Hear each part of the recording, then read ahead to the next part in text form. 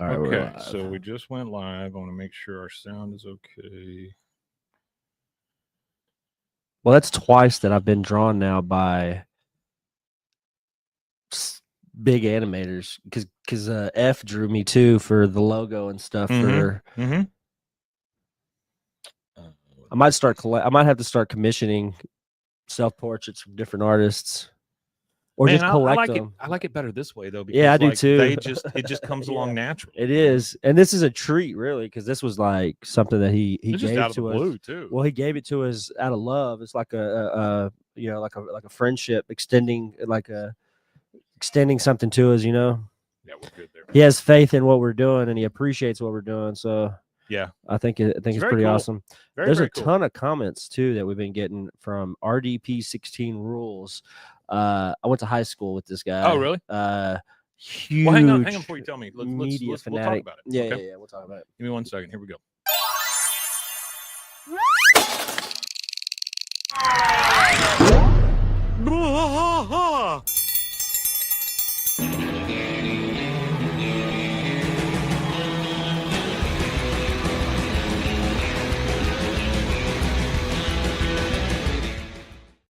Hey there, welcome to King of the Hill Podcast. I'm Mike. And I am Rusty. Rusty, welcome to That Ain't Right Friday. That Ain't Right Friday. Got a couple of things to go over. One of them's really big. I looked up an article. This is not the really big one. This is a little more filler, but yeah, this one's still cool though. Yeah. But we're gonna end this thing with something really cool. So this article, and I'm reading off my phone. If you see me looking down, my printer needs a new waste cartridge. Something like a waste cartridge. Yeah, it's weird. It's weird. Yeah, I've never heard of that. I ordered one this morning, so we'll see. I believe you. I don't know what that is. It's a big color laser printer, and yeah, like a school type, like this a big thing, industrial printer. This thing's about the size of a VW. I mean, it's a big friggin' printer. Every time the new season of King of the Hill referenced North Texas. Now, this is from the Fort Worth Star-Telegram. It was written by Jake Harris. Back on August 29th. Jake the Snake Harris. It says, Arlen could be stand-in for any Texas suburb, but Judge has said he specifically referenced North Texas Richardson for the original run of the show. So that answers the feel and the people, the feel of it and everything, but not specifically where Arlen is. Right. No, we've kind of narrowed it down, as well as other content creators have kind of narrowed it down to like that, in between Dallas and Austin, the central area between those two. Yeah. So these are the times that North Texas is referenced in season 14. Okay. Because that's what we're covering today. We'll be doing episode 8. So there's that one, and then just 2 more after that. Or Monday we did episode 8. So the first one is DFW International. We start off strong with Hank kissing the ground at what looks like Terminal D, very specific, at DFW International Airport before he excitedly thinks he sees a sign for Bob's. Now, this is presumably Bob's Steak and Chop House, which I didn't put together. I didn't put that together either. Yeah, Bob's Steak and Chop House. Okay. Instead, it's a boba tea stand. So he's disappointed that it's not. I never understood boba tea. Who wants little balls in their mouth? What are they made out of? Boba? It's tapioca. Oh, little tapioca balls. Literally tapioca balls. I heard about somebody biting into one and they were like filled with mold. What? Somebody was like biting into them and had a bunch of mold in it or something. Yeah, I don't doubt that. I don't doubt that a bit. Balls, mold. I don't like it. Moldy tapioca balls. It says a walk through the terminal to the baggage claim spotlights all the high-end retailers that now take up space in the terminal. Armani, Coach, Chanel, Dior, with Hank lamenting that the place became fancy. Second one, SMU, and then the UNT. So these two schools play prominent roles in the season. Bobby runs a German-Japanese fusion. We know all this. Near SMU's campus, and while on campus, runs into Connie, who is attending UTD. And if those of you that don't know, SMU is in Dallas. Where do we think Bobby's Southern Methodist University? Yes. Where do we think Bobby's restaurant would be located? Greenville Avenue, Knox/Henderson. Oh, actually, somewhere along Greenville Avenue would make a lot of sense because there's a really, really famous. There's a good sushi place on Greenville Avenue Sushi. I can't remember what the name of it's called. Greenville Shoyo. It's called Shoyo. SHOYO. You brought that one up before. Yeah, I have. I used to deliver to that place, and actually, I didn't really always like delivering to them because the alleyway in which I had to take that big van through left me literally enough space on either side, about that much. It was such a narrow deal, but their food is super fresh. Really? Like, I'm in there watching them prep, and it's like, it's like 10 in the morning, and they're filleting fishes. Oh, I don't doubt it. Yeah, dicing and true sushi cooking places, stuff. they work a lot. Yeah. TJ Ferguson, hello from Texas. That's where we're at. Hey, hello, Mr. TJ. Arkansas. How are you, sir? I got a friend out in Bentonville. TJ Ferguson, hello. But yeah, Lower Greenville would be. That's where I would think it would be at, because Lower Greenville is kind of like there's like a lot of it's like a gentrified area, I guess you could say, but it's got a bunch of little niche restaurants and like little what do they call it, boutique shopping and all that kind of stuff through there. They got a lot of good food through there. The next one is Megalomart. Hank and Peggy make a trip to the local Megalomart toward the end of the episode. Megalomart is a stand-in for big box stores or grocery stores like Costco or HEBs. Actually, sorry, I don't mean to interrupt you. Yeah. Actually, there is a place on Greenville Avenue called Manpuku Japanese Barbecue. So there is a Japanese barbecue. There you go. On that, but that's probably not the German. So but it's there. We know that the Megalomart is Walmart or HEB or Target, Costco, any of those, like that, right? Walgreens, whatever. But it says the Star Telegram's Bud Kennedy notes that it also may have been inspired by the Walmart Hypermart in Garland. I've never been there. I've never seen. Well, I mean, think about it. Hypermart, Megalomart. I mean, that's kind of that. I kind of want to go to this place just to see it. Now. I've never seen. This place was demolished in 2008. Oh, it was. Yeah. Oh man. Next one is Alamo Beer, and they. Oh, okay. I actually looked it up. Yeah. Hypermart. I remember Hypermart. Was a demonstrator project operated by Walmart in 80s and 90s, which attempted to combine groceries and general merchandise under one roof at a substantial discount. Yeah. It was based on other retailers. So France has one called Auchan and Cherfeu, or however you sell that. But there was one in Midwestern, Meyer, Meijer, Meyer. There's that big one out there. And so there was 4 locations. There was 2 in Texas, obviously, and then one in Kansas and one in Missouri. I've never heard of that before. And whenever I'm watching games in other cities, other than San Antonio, their Myers comes up a lot. Oh, so Myers, that's the beginning Publix. of the Walmart supercenters. Say it again. That's the beginning of the. I don't doubt that. The Hypermart are now all the Walmart supercenters. Yeah. Okay, so they trial ran the Walmart as we know it now. So what did Walmart look like before it looks now? Then was it just groceries? It was no. It was just goods. Oh, just like general merchandise. No groceries. Oh, okay. Yeah. So it was the other side of things. Some of the original Walmarts, like in Bentonville, Arkansas. Yeah. And TJ, you may know about this, but some of those were basically like Kmart's, Oh, okay. Yeah. Like 5 and dime stores. Yeah. Kind of thing. 5 and dime. Yeah. So I'm going to Bentonville in the spring, and I'm going to go see all the Walmart historical stuff. I asked my buddy that lives up there what other grocery stores are available in that area, and he says Walmart. There's like 9 Walmarts. Yeah, I don't doubt that. And he said there is no. I mean, that's where they're at. He said there's no grocery store. And I told you about the office in Bentonville, right? No. So if you do business as far as like selling products to Walmart for them to sell in their stores, you must maintain an office in Bentonville. So there's just a ton of. So it's probably all PO boxes and things like that. Yeah. But yeah, you have to have a maintain something. Isn't that crazy? That is crazy. Yeah. That means that must be like. I don't know of any other place that requires you to do that. It must be.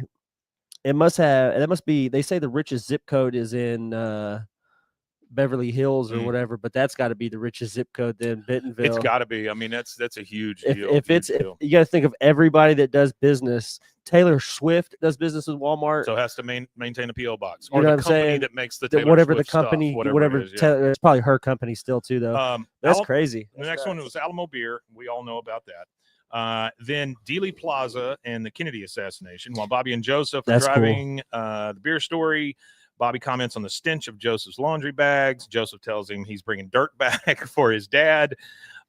He's looking for Oliver Stone's DNA, which is insane. So that definitely comes up. And then it says Stone made an appearance last October for a retrospective of his films at the Texas Theater in Dallas, where police arrested Oswald after he shot Kennedy. Yep. Next one is Dallas Brewery Contest. While there is no one-to-one analog to the home beer brewing competition Hank and Bobby enter in episode 2, North Texas is home to many craft breweries, including Rar and Sons, which I drank a lot of that, Martin House Brewing, Peticolas. I've never heard of that one. Nobody likes a warm beer at the end. Many brew enthusiasts might think flavors including cursed hop. Anyway, there we go. And then the next one is George W. Bush Presidential Center in episode 3. We all saw that. I think it's interesting in this. They have I guess it's not North Texas, but they have an episode with the UT Tower. That was in the old one where Dale was up there. I got you. Yeah. Okay. Then this one kind of surprised me. Oh, these are all mentions in the new one. Yes, I got you. Yeah. I was confused for a second. Yeah. This is How Do I Live? It says in episode 4, Chore Money, Chore Problems, Bobby and Old Flame current crush Connie perform a karaoke duet of their song How Do I Live? This 1997 song was originally written by Diane Warren and originally performed by Leanne Rimes, who is from Garland. So, I mean, that's kind of cool. That song was around like 20 years before she Air. ever sang it. Yeah. Before, what I'm saying, that song, the song had been written, what didn't it say 1977? 1997. I thought never mind. There's some song that one of them female singers sings that was written like 30 years before she ever got it. Blue, that song. Oh yeah, that song was written 30 years before she sang that song. Right? Nah, there was another one. I can't remember. It's the one by Dolly Parton that Whitney Houston sang also. Yeah, not that one either. That's a really big one. Matter of fact, Dolly Parton said that's the reason why she has no problem licensing her songs out and letting people use them, because that one song right there probably made her more money than any other song that ever made her.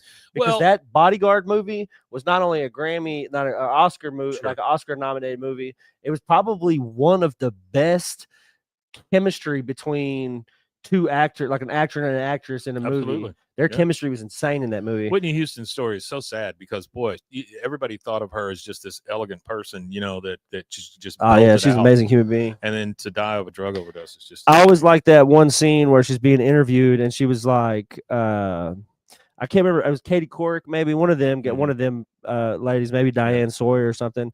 But they were asking her. They were like, "So were you really smoking crack?" And she's like, "No, honey, I'm far too rich to smoke crack. We were doing cocaine." Yeah, it made me laugh. I don't doubt that. Next one is Bronco Berry.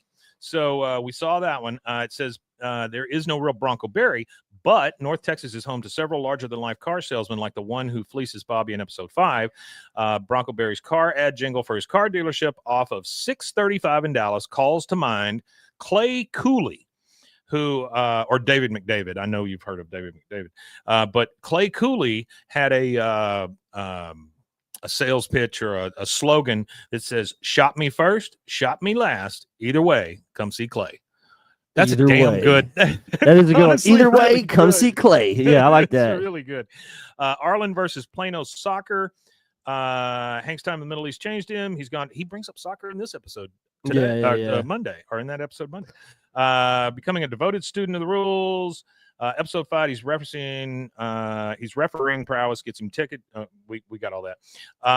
But he's reffing a big match in Plano against Plano South, where the Arlen mayor will be in attendance. So, and there's a lot of soccer in Dallas. There's a lot of soccer going on. King of the Hill / King of the Grill. We remember that reference where they said Bobby was trying to go on King of the Grill, and he said, "Yeah, oh, you mean that show they canceled 15 years ago? Yeah, now they're bringing it back." Smart Dallas restaurant rats.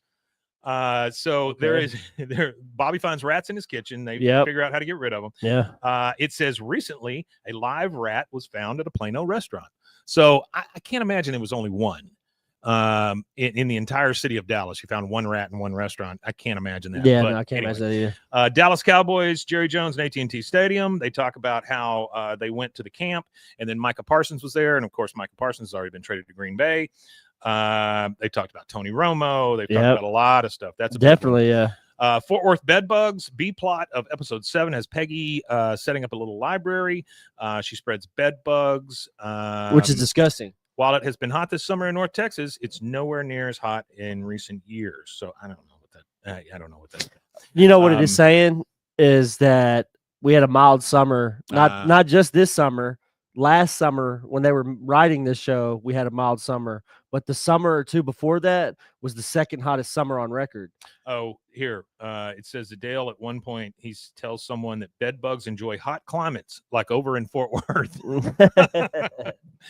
Johnny Hardwick is Dale Gribble. Johnny Hardwick, and this I did not know. Johnny Hardwick, the original voice of Dale Gribble, of course, he passed away. It said he's credited in episodes 1, 2, 3, 5, 6, and 7. Okay. So when we hear Dale today, or in the it'll be I'm bad at this. The Johnny episode Hardwick. On Monday, it was the new voice. Okay. Let's see. Dallas Foodie Week. Bobby is preparing for Dallas Foodie Week in episode 9. We're not there yet. No Hank left behind. While there is no official Dallas Foodie Week, there is a DFW Restaurant Week, and it's technically not a week. It is a month-long food event in August. Features meals from all across the Metroplex. Oh, that sounds exciting. So that's kind of cool. Then the Zapruder film, we know how that worked into because we already talked about the Dealey Plaza. Yeah. Central Medical in Dallas. Dealey Plaza. In episode 9. If you want to see like a historic old part of Dallas, that is the original. Like people, when you go to Dallas now, you're on I-35 on a big swooping highway and everything. But the original way to enter Dallas used to be like Dealey Plaza. Like entering Dallas, you would come down through Dealey Plaza, and that's how you would enter Dallas. Yeah, that's what my dad said he remembers as a little kid in the mid '60s going to Dallas. And whenever you're entering Dallas, he said that's where you would come. You would come up the highway, would kind of like swoop up through up to where Commerce is, whatever the highway was there. Yeah. But he said that with the new system the way it is, it doesn't even look anything like it looked in the 60s. So Central Medical in Dallas in episode 9, which we're not there yet, Peggy tweaks her knee. She ends up at Central Medical. There is actually a Central Medical Center with locations in Dallas and Irving. Which a lot of that stuff is over there off of Harry Hines. And if you know anything about Harry Hines is the stroll. It's where all the ladies of the night go to sell their wares. Feral Texas Hogs, episode 10. Again, we're not there yet. They reference all the hogs, the feral hogs, and that is always a problem in Texas. But in Texas, you can shoot them from a helicopter. Dallas Symphony Orchestra. Yeah, you can. Yeah, you can. Bobby and Connie finally dating as adults. Their first date is the Dallas Symphony Orchestra at Meyerson Symphony Center in downtown Dallas. And then the last one, Nolan Ryan, of course, comes up again. Nolan Ryan being he owns the Texas Rangers AAA affiliate, Round Rock Express. So I just thought that was kind of cool how he worked in some actual references of North Texas. Yeah, that is kind of cool. So let's talk about this second thing. Okay, the second thing. Actually, you know what? Let's take a small commercial break, and we'll be right back. OsleyMD.com. I've always had thin hair my whole life. It breaks off at a certain length. In the last 6 months, I've noticed it just really bad. I mean, you could totally see it. I wear a hat a lot. I tried several different products. My experience with the Bosley MD hair regrowth kit was amazing. It was easy to use. It let me take off my hat. I could go in public and have my picture taken and feel normal again. OsleyMD.com. Farmhounds offers natural treats and chews made with quality products that support family farms, regenerative agriculture, and humane farming practices. Give your dog the best with wholesome, organic ingredients that promote health and happiness. Shop now at farmhounds.com. Introducing Muck-Off's classic pink bike cleaner, powered by revolutionary nanotechnology that breaks down dirt and grime on a microscopic level while protecting your bike's delicate finish. Developed by our mad developer Alex and tested by riders, our products are made by riders for riders. Discover more at us.muc-off.com, where we break the mold to bring you the best in bike care. Protect your online privacy with NordVPN. Browse securely, access content from anywhere, and keep your data safe with military-grade encryption. Whether at home or on the go, NordVPN ensures your digital freedom. Stay secure. Download NordVPN today at nordvpn.com. That's NORDVPN.com. Looking for tickets to the hottest shows, games, and events? Ticket Liquidator is your one-stop shop for great prices, no hassles, and guaranteed tickets. Since 2003, we've been connecting buyers and sellers, providing access to sold-out events at prices lower than most secondary market options. Whether it's sports, theater, or concerts, our massive nationwide network ensures you get the tickets you want, guaranteed. For the best seats at the biggest events, start with Ticket Liquidator today at ticketliquidator.com. That's TICKETLIQUIDATOR.com. Ticket Liquidator.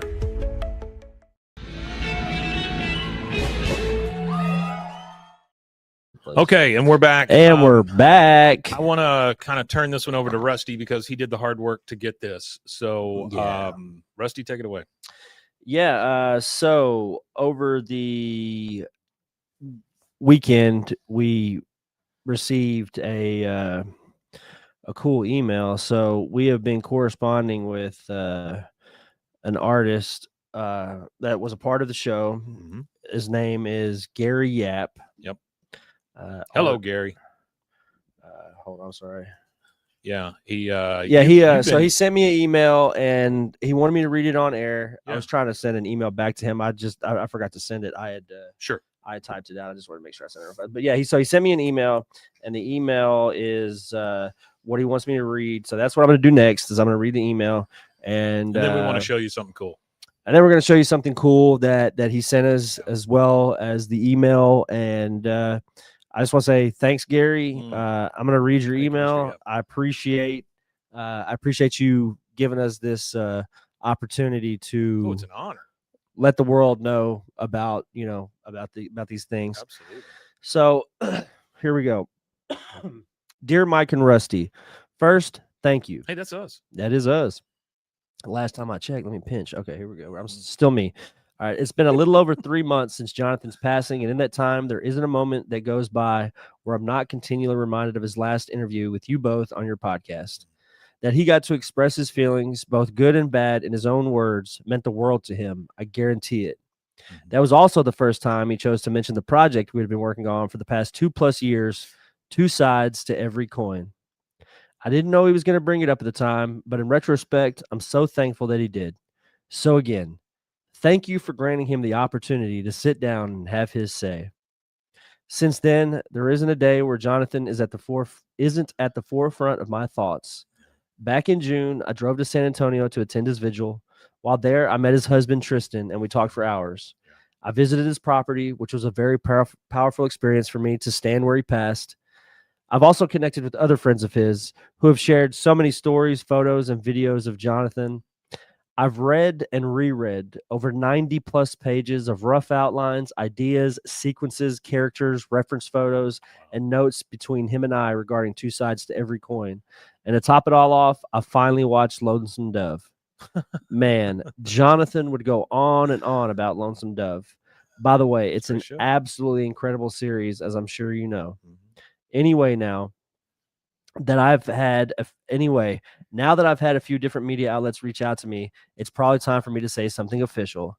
Where better to say it than on the very show it was announced on in the first place? Holy so crap. If you would allow, I'd love to officially confirm that I am now actively working on Jonathan Joss's two sides to every coin. Wow. I'm close to having the first book roughed out and will be inking it soon. Hair all in my mouth. As I do so, I'll be posting process videos on my YouTube channel. Yeah. His YouTube channel is youtube.com/ArtOverLifeStudios. You can type in Gary Yap, and I'm sure that would also bring results as well. But it's Art Over Life Studios. I'll be posting process videos as I normally do with my projects. For those who want to see it unfold in real time, the first video should be up sometime in October. I would love to go into detail about how this project originated, developed, and what it's about, but I'm going to hold off on that for a moment. I promise you both that when I'm ready to share everything, I would be honored to do it on your program first and foremost. Between that and working on King of the Hill, all ours, man. Yeah, I love it. Between that and working on King of the Hill for the first 8 years, from my beginnings as an Emmy-nominated storyboard artist, aisle 8A, to an animator, to an assistant director, to the retakes director, to the character layout supervisor. It'll be an epic interview, and I won't disappoint you. Along with my thank you, please accept this gift/bribe from me, a customized King of the Hill piece featuring the both of you guys relaxing in the alleyway, both of you with the guys relaxing in the alleyway and drinking an Alamo. I made it myself, so you can brag about having it created by King of the Hill OG. Oh, great. Yeah, I did. I promise you, I done shown it to about 15 people, like saying, hey, this guy worked on King of the Hill for like 8 years. Yeah. Look at this. This is me, and he drew it. Here we go, guys. Look at that. Look that how is fantastic the picture. That is, man. It is so good. Yeah, TJ, 15 has been greenlit. Greenlit. Season 15 has been greenlit. It is such an honor to get something like this. Blew me the hell away yesterday. I was like, holy crap. Yesterday was a big day for me for some reason. And I don't know why, but this was definitely the capper. I loved it. This is huge. Yeah, I loved it. It really thank you, Mr. Yeah. It really is surreal to be a part of this universe of King of the Hill stuff, and to have a personalized photograph of yourself drawn. That's the second picture I've now got of an animator drawing me that I've gotten to work with. So the final piece attached is high res, so you can print it out, blow it up, whatever. We'll be making some posters. Yeah, he said, have fun with it, and please let me know if any tweaks or changes are needed. I can make them for you, no problem. No, it's perfect as is. You don't have to change a thing, man. No, it's perfect as is. Yeah, like that. Like I wouldn't even know what to change. If you guys just listen to us, please head over to YouTube real quick and go check that picture check out out. That picture. It was pretty awesome. It's just so great. It's you talk about an honor. Holy crap. Yeah, to be drawn by a guy who worked on the show for almost a decade. It's pretty crazy. And then he included a video as well, right? That's also on his YouTube, but it's a making of video where he captured himself drawing. And I would assume it's kind of a ramp up for what he's going to do with Jonathan Joss's absolutely stuff, you know? Absolutely. So we'll try to tack that on at the end here, where you guys can kind of watch that process video. I'll tell you it's about 27 minutes, so hang around if you want to. Mr. Yap, we are super honored. Thank you so much. Thank you for just staying in contact. You didn't have to do that. And there's still more to the. It's a big deal. Oh yeah, go ahead. Yeah, there's go still ahead. more. Oh, I'm sorry. No, you're good. It's almost finished. It's fine. What did he say? The final piece attached. Here's a sweet side note. In all my years on King of the Hill, I have never, to the best of my knowledge, drawn John Redcorn until now. Wow. Until your piece. Holy crap. So the first time he draws John Redcorn is also the first time that he drew both of us in the same photograph. My one regret about that Jonathan Joss interview is we had that kick-ass King of the Hill poster there. I wish I had just got him to sign it and kept it. But we'll always have the interview. That's one thing he said to me too. Do you want any autographs or anything for anything? And I told him no. I said I'll get it from you next time. Yeah. I said I'm just enjoying getting to be like around you and hang out with you kind of thing. And next time didn't come. Rest in peace. But I got that moment in time, and nothing could take that away, kind of thing. No. That's my moment in time with Jonathan Joss, and to have a heart one-on-one kind of talk with him, it's kind of surreal. Again, I'll say it one more time that there were two ways to go with that interview, and we went with the one that allowed him to just sit there and share. Yeah. And God, I'm so glad we did, because for a lot of people that was a great snapshot of Jonathan, and they've got something fond to remember him by. Yeah, and then the circumstances of his passing. The last little bit here, as corny as this sounds, I truly and sincerely believe in the old adage, with great power comes great responsibility. I'm fortunate enough to possess the power to bring a comic book to life on my own. It's now my responsibility, perhaps my greatest professional responsibility, to bring Jonathan's world to life, to forever honor my friend and his memory, and to ensure that, as he so eloquently said to you both during the end of his interview, he is never erased.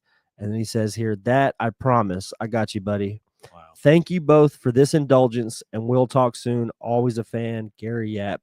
And I don't think he understands how much of an indulgence this is for us. It is insane. It is not an indulgence. It is an honor. It is an honor for sure. This is probably and interviewing Jonathan are probably the two highlights of doing this show. And we've done a lot of stuff and we've talked to a lot of people, but this is kind of the pinnacle. For Yeah, us. no, definitely. This is definitely. It takes. You hear that, Mike Judge? It's the pinnacle. It's the pinnacle. It would be great to meet Mike Judge and everything, but again, unless it's organic and unless it's the way everything has been so far in the show, I'm not going to push it. I don't think it would mean as much. No. If I had to spend $1,000 to talk to him, no, I'm or not whatever his rate is. Nope, not going to do that. I doubt he's got a rate. I doubt he's got a rate either. I don't think he's somebody that could be purchased. No, probably not. He does what he has to do for Hulu, and it's probably about as far as it goes, I'd imagine. Yeah. I imagine most of his press is done just for the actual work part of it. I would imagine. He's a very private person, he seems. He is. Well, guys, thank you again for joining us for a Friday. A little bit longer of an episode, and we will tack on the Gary Yap creation video. Thank you again for joining us. We love you all, and couldn't do the show without you, and I'm so thankful that you guys are along for the ride. So one last thing to say. Wematanye. Wematanye indeed, folks. Take care of yourself out there, okay? Because you never know. We'll see you next time.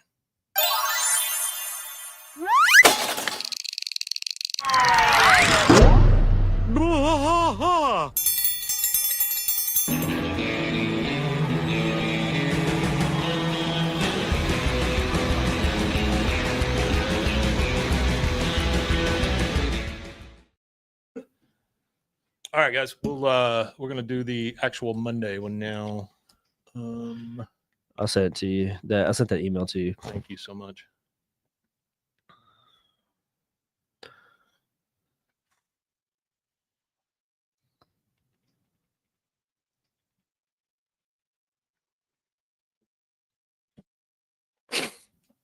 Yeah, it was awesome. Who knew, huh? That would mean so much. Yeah, I mean, that's crazy. It's fantastic.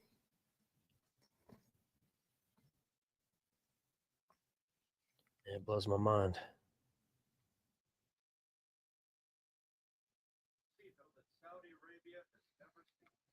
This is kind of what we talked about, though, when we first started this show, being able to kind of make a difference in this space. And, yeah, we wanted to really be amazing. in it. Yeah, like that. Pretty amazing that it actually. That those girls started up their podcast again, and they had some good interviews. They had Wes Archer. They had they had Wes Archer, and they had Kathy Najimy and stuff like that. But I don't know.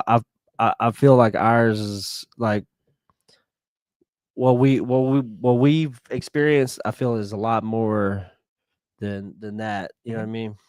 We've been at it a lot longer too. I mean, I'd love to. I'm not forsaking their podcast because their shit is massively popular. Yeah, but they do really well.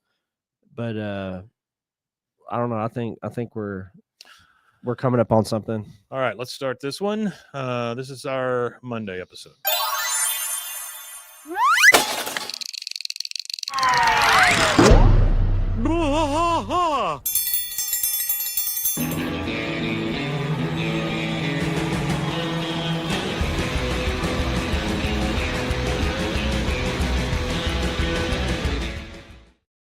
Hey there, hi there, ho there. Hey, welcome to King of the Hill Podcast. I'm Mike. And I'm Rusty. That man with lips is Rusty. Rusty, we are at another Monday. And Monday. That means another season 14 episode watch along. We only have 3 of these left, including today. So we'll get through these pretty quickly, and then we're gonna pile in the clown car and get back to season 8. Yes, that's it, right? Yeah. Well, we've got 2 more. Two more after this. Two more after okay, this. and then we get back to season, and then we get to season 8. Yeah. So this is season 14, the brand new season, episode 8, conscious uncoupling. Couple things in this episode that stand out for me, but I'll just kind of pause and talk about them as they come up. Okay. If you want to watch along with us, we are currently at the Hulu Presents screen, so you'll be able to kind of hear it in the background. We just don't want to get copyrighted. So, a Hulu original. See, they lost like $3 billion in market share. Who? Hulu? the ABC. And Oh yeah, I don't doubt that. Yeah. They said they lost $3 billion of market share, lost 1 million customers overnight. Wow, it's a big deal. Jimmy Kimmel was super popular. Well, that's what they said, that he was. Mm-hmm. They said his ratings were falling off, and everybody in TV's ratings were falling off. Well, watching something else. Every late He night still certainly had the #1 numbers in late night. Yeah. Okay, so we're starting at the bowling alley with Dale's truck outside and Hank's truck outside. You know, I've always wanted to drive to a Bowl-O-Rama in a Ford Ranchero. This has to be the closest to Dale's original voice that as I've you heard can get. this Yeah, entire time. actually, I can't remember his name offhand, and I feel bad because he emails us. Actually, that guy had probably the best. Oh, Dale yeah, Gribble. the one that did the ads for us? Yeah, I feel bad for not remembering his name off the top of my head. Sean, maybe, I don't know. Either way, that guy, he had an amazing voice. Kat Von D blacked out 80% of her body with tattoos. That's crazy. I don't know. It just came on my watch. Anyway, man, where'd you get that watch? I need that watch. So we're bowling. Is that one of those World Star hip hop watches or whatever? That's right. I got it from a man on the street. Actually, there was a World Star fight going on. It flew off somebody's wrist. Yeah, Sean is his name. I was right. Okay. So we've got the Susanusen phones and the Hills at the bowling alley bowling with each other. Sean, I remembered your name. And also Dale and Boomhauer. Yep. And at some point, Dale says, "This is couples only," and Dale's and Boomhauer's. All right, Dale's worried about his ball being switched when it goes under the unexplored bowels of a bowling alley. The unexplored bowels. They're mysterious. You know what? You know how good they pay though for the mechanic that has really? to fix the bowling alley stuff. Yeah, I actually almost had a job doing that, but I turned it down for there was like 4 or 5 jobs that I applied for and interviewed for, and I ended up taking the one that I'm doing now instead of all the other ones. But they're paying $20+ an hour, like $24, $25 an hour to maintain the bowling stuff. Oh, sure. I mean, I would imagine that's an actual skill. So yeah, I would imagine so too. Two things here at this scene. This is when Khan comes up to Hank. One, Khan's voice is pretty far off from the original one, but I was able to get used to it by the end of this episode. And then 2, that was a 7-10 split for Hank. Yeah, and I cannot imagine that Hank would not make that. Oh, speaking of Jimmy Kimmel, the guy who wrote this episode, his name is Jeremy Sue, HSU, and he was a part of Jimmy Kimmel Live for 76 episodes. Oh, wow. He was a writer for over 76 episodes. Full circle. So Khan has come up to Hank, and he's making fun of him because he missed a 7-10 split. It doesn't sound like Khan. No, Khan's okay. Khan's a tough one. Yeah, Khan's a tough one for me. Yeah. So they keep talking about how they win again, all this stuff. Do you ever get tired of being second place, Peggy Hill? Yikes. Men. Yeah, men firing her up. So Peggy brings up that she bowled a 280 one time in the Aramco bowling while they were in Saudi Arabia. Another fun fact for you about this episode, Kyung Hee Lim, who was I think she did part of the production for "Won't You Pie My Neighbor." However you say that. Yeah. She was the director of that, but she also directed this one. Oh, cool. But for that "Won't You Pie My Neighbor," however you say it, the year 2000 Annie Award for Outstanding Individual Achievement for directing in an animated television production for that episode. Wowee. Yeah, that's a good one. But also known for her work on Rick and Morty and Bob's Burgers. Oh, that's big shows. So shout out to F, who made Rick and Morty possible for the world. You know that, right? Possible for the world. You never heard that story? No, I guess not. So at the beginning of Roiland creating the show, when he took it to the networks or the TV stations or whatever, the cable networks, they said it was not polished enough. Oh, wow. So F, for the last, X amount of time of his career, I don't know exactly how much, he's been polishing pilots for shows that TV shows that networks want, but they're just not quite there. Gotcha. He polished Rick and Morty's pilot episode. Wow. To go to air enough to where they could actually. So like the pilot episode as it sits is fully directed and like done like complete, like his thumbprint. He says that he can watch it now, even deep in the season, whatever they're in, and he can still see little influences and things that he put on the very first episode. That's super cool. Because he gave them like a template and said, "Follow this template," kind of thing. Right. So Peggy's spinning a little bit of a yarn here, saying that she bowled a 280 one time. That's how she became known as Near Perfect Peggy. Or just Perfect Peggy for sure. Perfect Peggy. Okay. This is hard because Hank corrects her in front of the Susanusen phone. And she's not a fan of that. She is not a fan. She is pissed off now. So they've got their 30th wedding anniversary party they're having, the Susanusen phones do, and they've hired Bobby and Wematanye to cater it. So Hank's just thanking them for that. Wematanye. And then, of course, Khan has to ruin it by saying always got to ruin it for it. Bobby. Yeah. And then we get Dale, who tells us he's a documentary filmmaker because he's filming everything from a trash can. And then who knew that Boomhauer was a great bartender? Oh, yeah. Talking about dang old bartender. Talking about dang old spin behind my back. Talking about dang old molecular man. Check this out. Then he tries it, and it's terrible. And then the Hills just had their 29th anniversary. Oh, wow. So the Susanusen phones tell them all about how they're still in second place because they're at 30. They're not, though. Yeah. We beat you guys in marriage. that's rough. All right. In comes Bill.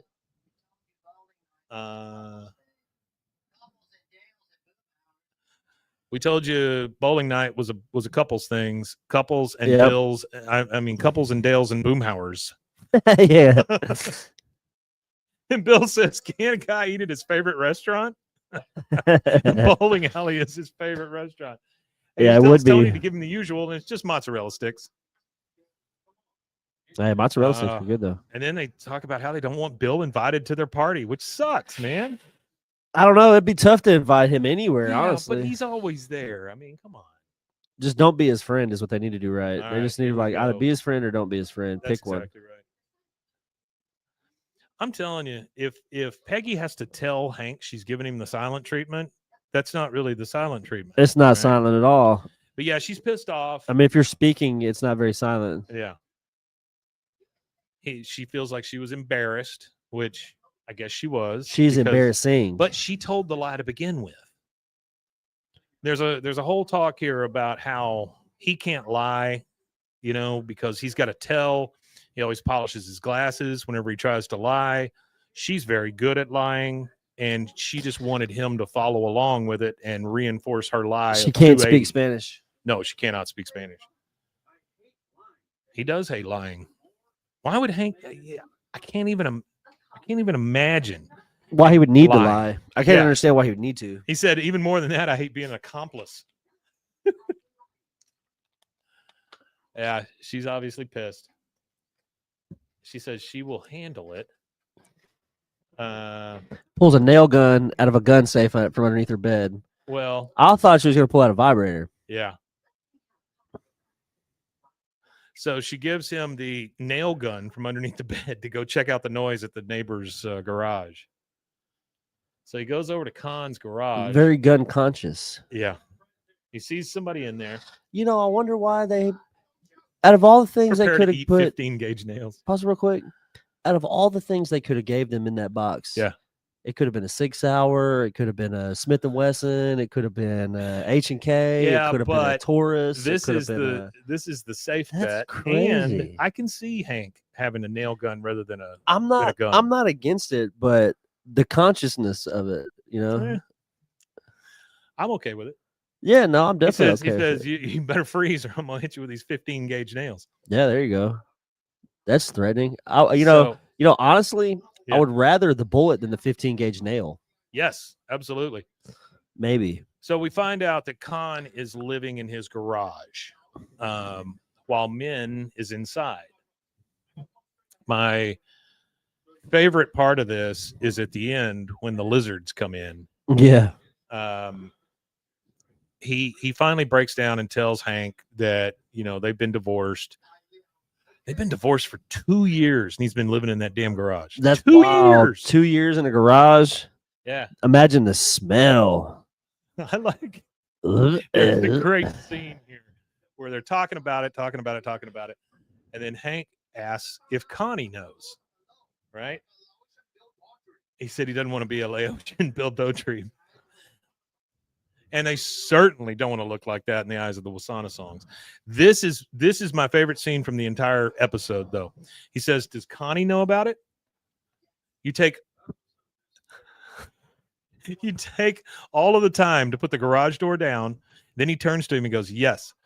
And Hank says, well, that was overly dramatic. Like, why couldn't you just say yes? Why can't you just say yes? He's just very worried about the way it looks, and certainly doesn't want him to tell Peggy about it because Hank's like, I can't lie to Peggy. And then 2 geckos come in and start screwing, and he says they make me watch. They come in and they have sex on my pillow and they make me watch. The geckos make him watch. Oh my God. That's funny. He says, I promise to return the favor when you get divorced. And that does make Hank think Yeah. that he does need to support Peggy in this. Well, he definitely needs to support Peggy. And so he has to lie to her and says he was working on an upholstery rip or something in his garage. And Peggy knows he's lying. Yeah, she definitely knows he's lying. Because Hank is not good at it. Bobby and Connie at Robota Chain, and Bobby's going over the menu for the 30th anniversary. Yeah. And he talks about putting pearls on top of oysters. And my favorite thing is pearls are the the jewel or whatever of the 30th anniversary. And then he goes, pearls. And oysters are in season, using like these celebratory hands because they're in season. Spirit fingers. Yeah, there you go. That's what I was looking for. A little spirit finger. Connie is always worried about her parents because they are out of there, extra as far as trying to prove it to people. And she also does not like the fact that they keep pushing chain on her. Yeah, she doesn't like that at all because it's supposed to be ethical. She doesn't really want chain. Ethical non-monogamy. And Bobby's going to solve any problem he can with food. He's a world-class chef. World class. She puts her hand on him and goes, "Oh, I need to go." That's a little bit of foreshadowing, I would imagine. Yeah, riling him up a little bit. Yeah. Because at the end, he goes, "Okay, bye." Like, he's just so nervous. So Hank comes in, says, "If you're watching reality TV, I'm going to go rotate my tractor I didn't know tires." people did that. Yeah, his lawnmower tires. They don't. But now Peggy is like, I know you lied to me. You've got this tell where you clean your glasses every time you lie. Why did you lie to me again? And then finally, Hank breaks down and tells her. I love the fact that the picture of Bobby with the baseball bat's still back there in the background, like it was originally. Oh yeah, I like that too. Yeah. Okay, that was the other thing. She goes, you've got to tell every time you lie. She goes, you did that whenever you told Khan you voted for Obama. so that answers one question. There you go. My eyes were feeling dry. So now he has to explain to Peggy why he had to lie to her, and this was mostly because he swore to Khan that he would. He swore to secrecy, not say anything. Finally, she breaks. He's a secret keeper. Yeah, and oh my God, Peggy is like, "What? Oh my God, we win! We win! We win!" The amount of gamesmanship on something like this is just ridiculous. I don't understand. Oh, it is. Her. You're going to want to throw it in their faces, he says. So he's convincing Peggy that she needs to keep it secret as well. Yep, trying to. Especially at the anniversary party. Sorry about that, Melvin. She just wants him to lie. Melvin's watching. He said, as I joined the live feed, the first word we heard was sex. He had to walk out of the room as he was sitting with. That's your buddy, Melvin, it's right? Not sex, man. We were talking about the geckos. Sex, drugs, and rock and roll. Yeah. Carry on my wayward son. So now they've got a competition as to which one of them lies better. Yeah. At this 30th anniversary party. Which would probably. Oh my God! It's always going to be Peggy. Yeah. It's Peggy a wins. big party too. Oh, that's a massive party. I mean, like lots and lots of money, presents. Everybody's dressed up. You know the one thing that catches me on this though? Huh. The way Hank is dressed. He's in a. He dresses a little differently in this series. Well, it's like his tie doesn't fit. And I don't know that I've ever seen him like that. Let's see. You see what I mean? Like it's almost it's like not tight out of his collar. Yeah, he doesn't have the top button. It's just pulled up. Yeah. That seems odd for him, doesn't it? Nah, I imagine he probably hates wearing a tie. Yeah, but I mean, any of the other times, like especially when he went to like the propane convention, all that that kind of stuff, he's always dressed a little crispy. Nines, you know, he's always very crisp. Maybe he just doesn't care anymore. Brian Robinson is there hosting the thing with his band. There you go. They are a R&B funk band. Never heard of them before. Oh, Brian Robinson. He's the one that lived in their house. Oh, duh. Yeah. He's the one that lived in their house while they were gone. I bet you'll be married for 31 years, and he takes his glasses off and cleans them because that's his tell. That's his tell. Peggy, even in death, it'll last.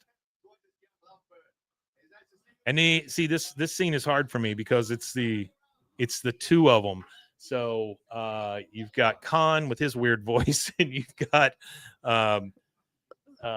what's his name? Ted Wasana-song. You got Wasana-song with his weird voice. So some of the voices are a little different. And then of course here comes Chain. He's got his hands all over Connie. Gentle Funk Orchestra.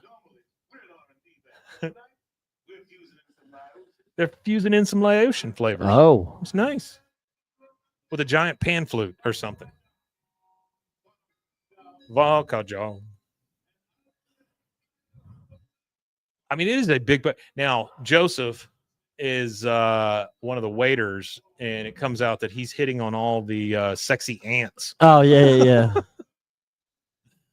Dale's over there trying to control his drone because he's a videographer. Now he's got a DSLR, and he's sliding under people, saying, pretend I'm not here. The oddest thing, as far as I was concerned with Dale, was the fact that he didn't wear a hat. Yeah. He was just bald again. Is Joseph hand feeding the aunties again? Yes, he is. He loves the aunties. You know, Connie is in here just to get away from everything because she wants to get away from Chain. She wants to get away from her parents. She wants to get away from the whole thing. She talks to Bobby about his food, and this is just one more chance for these two to kind of connect. That's it. Get a little closer to being together. He has always kind of been her rock, you know? Oh, yeah, for sure. He's the one she goes to about her parents. He's the one she goes to about all this stuff. And I think that, bless you, I think that they forgot that to a certain extent. Bill shows up anyway. Says that his name is Sonny Sue, which that's not his name. They already know him there. Yeah. They even show a picture of him saying that he assaulted Khan's mom. Oh, wow. I thought Bobby's they got his were in sticky love. balls. Oh, pardon me, sticky rice balls. I'm sorry. These are coconut pearls. Coconut pearls. Coconut pearls. The problem is Chain is getting all of the credit for this. He is getting all the credit, not Bobby, but Bobby's the one that's the mastermind behind all the food. Well, Bobby's not gonna. He's never gonna come out and go, no, it was me. You know. That's no, he won't. That's not him. Yeah, because now Connie's mom is up there talking about the food and how great it was, and said, where'd you find this root and blah blah blah. And Connie's right on the train with her, like, yeah, Chain, where'd you do that? How'd you do that? And says you should give somebody else some credit. Yeah, Bobby, give the credit to Bobby. And Bobby he goes, deserves it. That's one of my favorite lines also. What's that? She goes, shouldn't you be giving somebody else some credit? He goes, the troops. And then Con goes, never forget. It's so good. There used to be a joke here, and I don't know if Cam will be watching this, but Cameron Stewart is a guy that works for Rogue Media. He does a show out of Boston, and he was trying to come up with a anti-comedy stand-up routine. So you get up and you tell jokes like, hey, anybody ever use a stapler? Well, that's crazy, huh? That kind of stuff, right? Where it's just dry as hell. Oh, you're talking about kind of like Pee Wee Herman? Kind of something like that. That's what that gimmick is behind Pee Wee Herman is he's a failed stand-up comedian. Yeah, maybe. Yeah. But anyway, we had a joke, and we said, anybody here remember those chicken wars? You know, where everybody had a chicken sandwich, those chicken wars? People go, yeah. He goes, never forget. There you go. That's pretty good. That brought it right back to me. Never forget. All right. So Joseph is in there eating as fast as Bobby can put it on a plate. He goes, Jane's always been a tool. He took credit for drawing those cool S's when I was drawing them first, like the big S I know what you're talking corners about. and stuff. Yeah. They said that everybody loves his food. You know, that's the one thing, man, with Bobby's stuff. Nobody has ever said, oh, I don't like this. No, nobody said even that. His dad. So, I mean, that's a huge They like deal. his food. He's an amazing chef. He just keeps calling him a D-bag. Chef Bobby. He says, I know I would go nuts if I saw that tool putting his hands all over my crush. Yeah. So it's no secret. Yeah, the two families love each other because they want to be important, basically. Yeah, that's all what it it is. all boils down to. Keeping up with the Jones. And then she talks about how Connie had dated a bunch of duds before, and Peggy walks up and she's like, my Bobby is no dud. Yeah, Bobby's not a dud. No. Bobby and her had a good relationship. He says he was a chubby stepping stone. And so Peggy overhears this, and that's the one thing you don't do. You don't mess with any of their family. No, you with don't her, at all. with Hank, or with Bobby. Yeah, definitely not. Hank comes over and grabs her just to get her out of being pissed off and wants to take her out to dance. So they go out and start dancing, which is crazy to me to see Hank dancing. I mean, Hank is literally dancing here.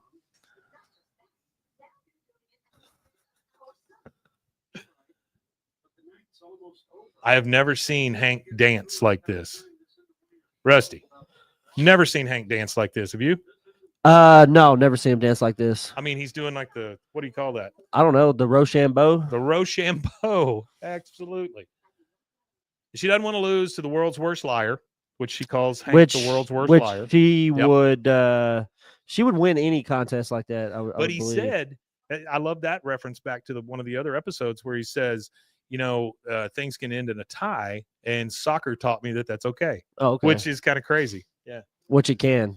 And she's ordering. Soccer's one of the few games that there's no. It's like they try, but if there is no tie, there is no tie. Well, there's only so much time in the world, I mean, it only goes so far. And so now she's talking to her mom. Connie is. I think it's the only sport that keeps it going too. Like sometimes at the very end, if it's really exciting, even if nobody scores, they'll just keep it going for a little while and a little while and a little while. They'll just keep adding time, extra time. So she's kind of having an argument with her mom about how she doesn't want to keep the lie going. She knows about it. Yeah. You got Dale hiding behind a plant, and he's supposed to do the slideshow. But Keith David's getting his own show. I can't remember what it was that he was going to be doing. Brian Robinson saved him by playing one more song. And they're doing kind of the cha-cha slide or something like that. Yeah. Hank says, I love a dance with clear, defined rules. Which is Duster. That's the name of the show. Duster. Yeah, it's a show that came out in like May, but it's got Oh, I know Duster. it's got Yeah. Keith David in it. Yeah. Yeah, it's like I a brand remember new that. Yeah, show. he's a bad guy in that. So they're all That's not what I was looking dancing. for though. He's supposed to do some kind of. I thought he was supposed to do some kind of new animated thing. I don't know. Bobby comes out and tells his dad that he has a tail, so he knows about it also. You know, I didn't know that he got his television start on Mr. Rogers' Neighborhood. Oh, did he really? Yeah, he was Was he the Keith mailman? David, the handyman for Oh, the 9 episodes. handyman. He went Oh. by he went by Keith David. That's kind of cool. Bobby's a little let down because I mean he does want the credit, but he just I doesn't forgot get he it. was in Platoon too. Yeah, he was. Bill's over here trying to. Yeah, he's the one that says you got to keep your powder dry. Yeah. Yeah. You got to keep your powder dry. Bobby finally finds I Connie. can't do Keith sits David. down with her just to check on her because he always does. There's a big problem here. Dale that? screws up. He does. Yeah. He puts the wrong thing up on the slide. It's supposed to just be a slideshow of men and them. Instead, he didn't label them the things, and so he puts up Bobby and Connie talking about the divorce on the screen, which is awful. It is awful, but honestly, this party shouldn't be a thing. So everybody's looking at them. They all hear about it. They know that everybody knows at this point. Yeah, it's a tough way to find something out. It is a tough way to find something out, though. But Khan gets up there and he tries to play it off as a joke. Min finally comes up on stage and says, "You know what? I'm tired of this. We're done. We are divorced. We've been divorced for 2 years." And then they let the fallout happen. Might as well rip that Band-Aid off. It tells you more about about Min than it does anybody else. No, she just definitely. She doesn't want to continue the lie. Now she's and done. That's because Connie told her, "Why continue this? Why keep There's no doing point." This? Yeah, there is no point. Well, that's the thing is this is like the final charade. Yeah, because they played charades a lot. That's the last one, where after it happens, he looks at Peggy and goes, "Whoa!" Like he just found out. You know? It's so good. Oh shoot, screwed up. Uh-oh. Hang on, guys. I screwed up. It should hit the resume. Yeah, it will. But I do love the fact that reasonable. You clicked on reasonable doubt. Oh no, there it is. Oh, there it is. Never mind. So Peggy's only happy because they've been married longer than the Susan Newsom-phones. Yeah. That's the only thing she's happy about. She's so petty. And then he starts singing "End of the Road." End of the road. I think that's a great joke too. He goes, "But I still live in the garage." Not even the end of the driveway. They don't want him anymore because he sleeps with leftover paint and silverfish. Yep. That's a rough line. Rough call out on this guy. Here's Chain. Chain's ditching her. I think Connie is finally coming around to the fact that E&M might not be the way to go, especially with Chain. Stop forcing me to feel your feelings, Connie. God, what a dick. Whoa. He goes, "We can still meet up later to have sex. I'm willing to do that for you." God. Golly. What an asshole. And then who comes in to basically save the day but Bill? He finally comes in, starts taking food off the tables. But at least Khan has somebody to talk to. He says, "Well, at least the worst part's over." And Bill says, "Oh, no, it gets much worse." Only if your name's Bill. And then this is actually a pretty touching moment for Peggy, because she goes into the bathroom with Connie, and Connie's kind of washing her face off and just kind of getting herself together. Yeah, they're having heart to heart. And she talks to Peggy, and Peggy gives her some info that she really appreciates.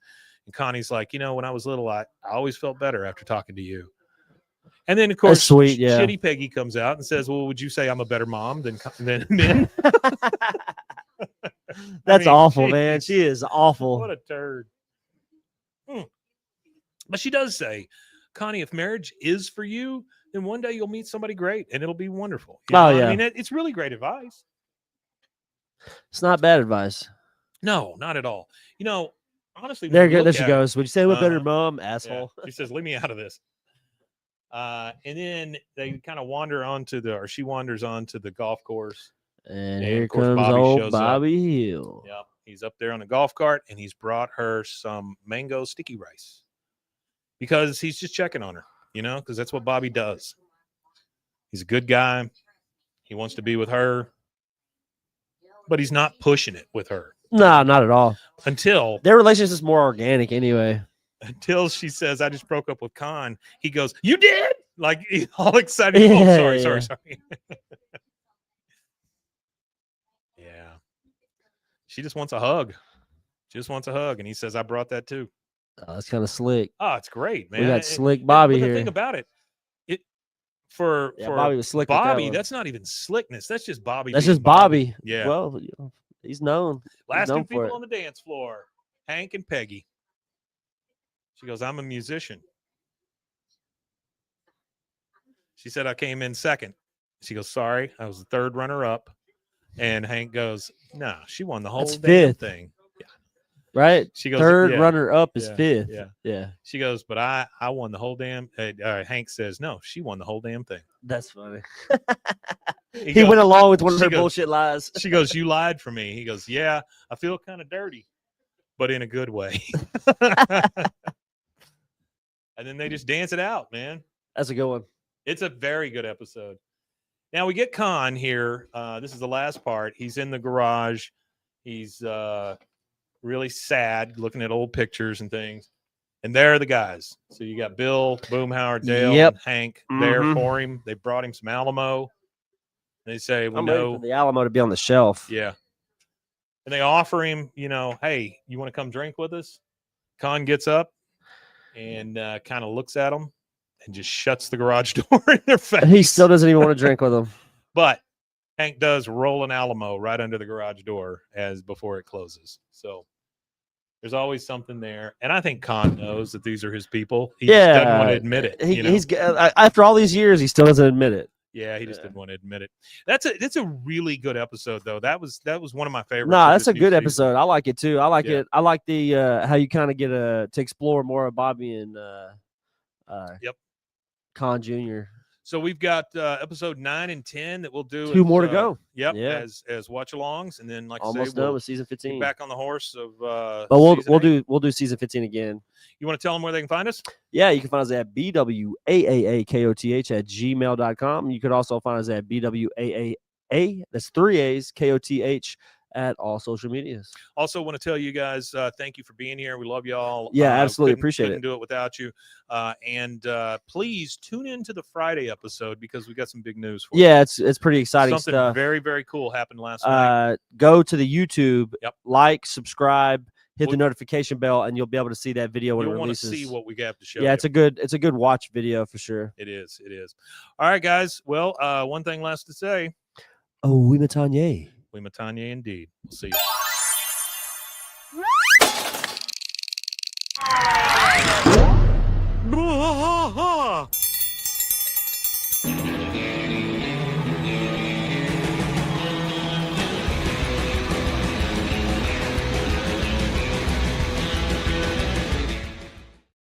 Go. We're good. I got all my. Hey, thank you guys for being here. We're gonna log out. We'll see you next time.